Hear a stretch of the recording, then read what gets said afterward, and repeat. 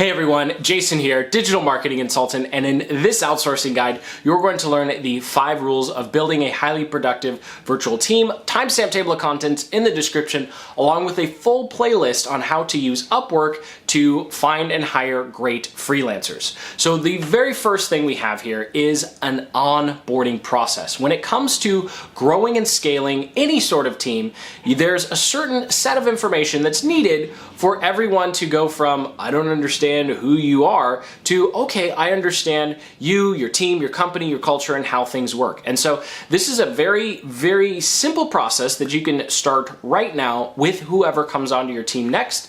And to illustrate this, I'm actually going to show you what our onboarding process looks like. So the document you're looking at here is something that we pretty much send out to everyone, whether it's on an Upwork message or if it's in an email, and it essentially just says welcome, and then we give them the first steps that they need to do in order to start working with us. So for us, it's getting their email address so we can add them to whatever applications that they need. And then we just have a quick introduction of kind of how we work, and then some videos of how we organize our files, how to use our project manager, and then anything else that's really important, also LastPass as well. And then we ask them if they have any questions. And something that's really important to note about this is I'll link up in the description to a playlist that goes through the 4 digital business quadrants.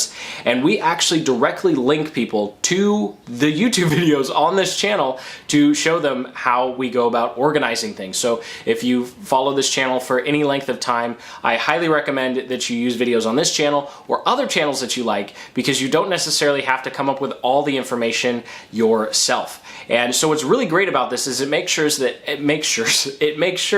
that when someone joins your team, everyone knows how things are organized, everyone knows where documents are, everyone knows how to use whatever project management application you have, and knows how they should be communicating with people. So it's really important to make sure that everyone is on the same page, and it reduces the friction when you first bring someone on board, which makes hiring a lot less painful. Now, rule number 2 is something I like to call silos, and that is making sure that everyone on the team knows what they need to do, they have what they need, and so there's no need for constant communication.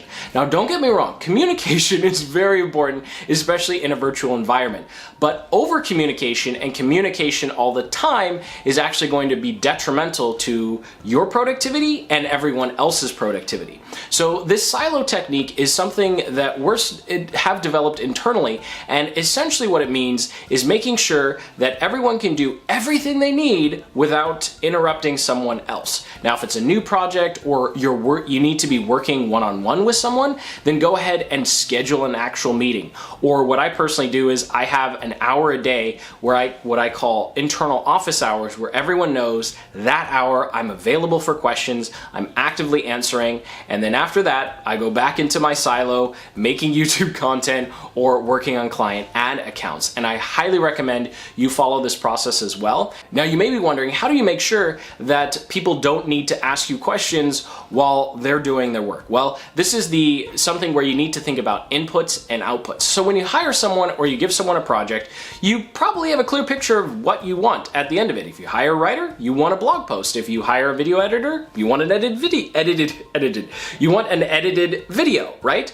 Well, whatever that particular project or task is, just like there's an output, there's an input. And so we use this very, very basic table internally where we look at whatever the position is. So in this particular example, we have a writer, a proofreader, and a graphic designer. And then we think about, okay, what do they need in order to be successful doing whatever job or task that they have? Well, the writer, if they're turning a YouTube video into a blog post, they're going to need the original video. They'll need all of the notes and the graphics and everything that went into creating the video, so they understand how to turn that video into a blog post. Whereas the proofreader, they just need a rough draft of the blog post and the original YouTube video. And finally, we have the graphic designer is just going to need a rough draft and then understand and some style guides on how to design the specific thumbnail. And then that way, the graphic designer, when they're given their task in their project manager, they have everything that they need and they don't have to ask questions. The only questions they're going to ask is, do you think this graphic looks good? And you say yes or no, and then they can move on with their work and you can move on with yours. Now I know this might seem rudimentary, but it's going to be so helpful to you, and people that you hire are going to be so thankful that they don't have to get feedback or ask questions at every step of the process, especially when you're dealing with multiple time zones. And there's nothing worse than giving a project to someone or thinking that they have everything, and then the next day waking up to find out they didn't get anything done because they didn't have the one file that they needed or whatever. So making sure you look at inputs and outputs, specifically that input column, is going to help make sure that everyone on your team can be a silo, and then you come back together for your meetings, your team discussions, and of course, brainstorming. And speaking of brainstorming, that leads me into rule number 3, and that is clearly establishing communication norms. Because no one, and I mean nobody, likes feeling like they are on call. And so there are 3 parts to establishing your communication norms, and this is making sure that everyone on the team clearly understands where they should be communicating. You empower everyone to contact anyone on the team with a question. And number 3, clearly in writing, outline what the response time requirements are. And these 3 rules, this can just be a simple document. This can even be part of your onboarding process, but you want everyone on your team to know how long they have before you're going to get upset that they don't respond. And this can be different for different team members. And then also you want to make it clear that they're allowed to talk to anyone else on the team. And of course, number 1, make sure there's a clear place to communicate, because it can be really hard if you're working with someone and you send them an email with a document and then they comment inside the document and then you send them an instant message or whatever. Then the conversation's all over the place. So when we get to the software that we use at the end, you'll see where we actually keep all the conversations in one place. But it's really important that you make these communication norms for your team standard so everyone knows exactly where they're supposed to communicate, who they're allowed to communicate to, which should be everyone, and then of course how long they have to respond. So it removes all that anxiety of, oh my gosh, I don't know if my boss is going to get angry if I wait an hour or 2, or if I go to the grocery store and then come back and respond, because that actually does happen to the A players on your team. They're actually going to be concerned about how long it takes to reply or respond to whatever your questions are, or other team members. So you really want to make this clear, and you're going to remove a lot of anxiety, and people on your team are going to be much happier. Now, if you're getting some value out of this video, go ahead and hit that like button and subscribe for more deep dive videos just like this one. Number 4 is actually going to go all the way back right before that onboarding process, and that is going to be your hiring. So something that I highly recommend is doing auditions for important positions on your team. So if you need something one and done, I totally understand just posting a job on Upwork or going to Fiverr, get it done quick, move on with life, right? But if you're looking for someone who's gonna be with you for 3, 6 months, maybe a year or more, then it's worth the extra effort to do auditions before you actually make your hiring decision. Now, I know that can sound daunting. Like, you're telling me I'm supposed to pay 3 or 4 people a full rate? Well, no, the good news is you don't have to. So what we do is we go through proposals, we personally use Upwork, and then we choose the top 3 to 4 candidates, and we reach out to them and say, hey, we'd like to do an audition, we'd like to do it at a discounted rate, and to this day, to date, we haven't had any freelancer reject doing the work at a discounted rate. That way you have 3 to 4 people do the exact same task, and you have an apples to apples comparison of their communication style, how well they understood your directions, and of course their actual quality of work. And so this is something that can save you a tremendous amount of headache in the future. For example, we were trying to hire a copywriter a few months ago, and there was one that just looked like a star. Like, we were looking at it and we thought, you know what, we don't even need to do auditions this time. Like, this person looks perfect.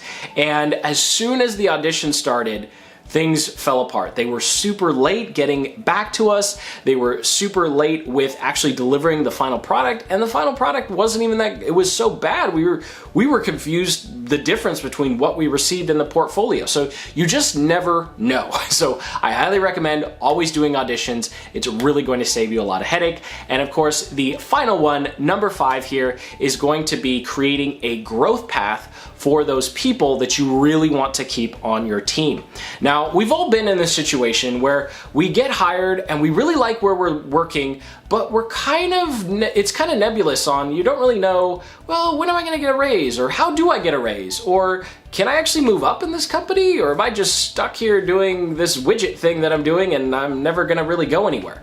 Well, the growth path is something that you can put together for anyone on your team, and we'll go through an example here in a second that essentially cuts through all of that fog, that makes it really clear, hey, you know what, we really value, this is you to the freelancer, because I keep going back and forth, right? So you to the freelancer or the contractor, hey, we really value your work, we really want you to stay here, here's some other projects, or here's what we think you can improve upon, or skills we think we can work with you to essentially grow into, and then we can pay you a higher rate. So let's go ahead and go through a kind of template here, and of course you can pause the screen and copy for yourself, but this is essentially what our growth path looks like.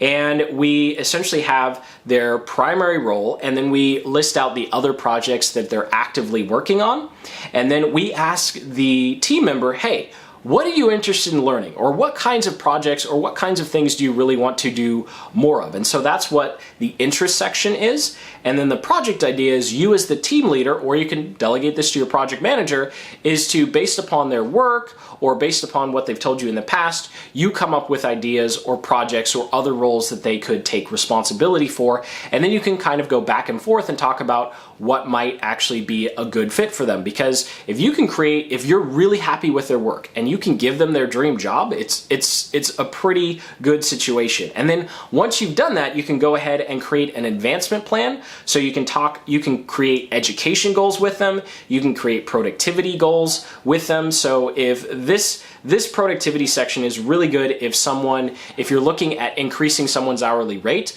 well, if they're going to be paid more, then they need to actually be faster at what they do, right? So if it still takes them 3 hours to do the same thing, then it doesn't really make sense to pay them more unless in that 3 hours they're really giving you more quality. Hopefully that made sense. And then of course creating a compensation schedule at the end to show, hey, if we're able to achieve these results and you're able to do this, you'll actually get a raise. And so there's concrete in writing, hey, you know what, if you achieve this by January of next year, we'll give you a $1 raise, a 50 cent, a 25 raise an hour, whatever it may be. And so this is a very great way to try and keep those A players on your team and just cut through that fog of, do I really have a growth path here with this particular company? And of course, you don't have to do this with everyone on your team. It's just something you can do to make sure that you keep people that you really, really want. So that does it for the 5 rules for building a highly productive and happy team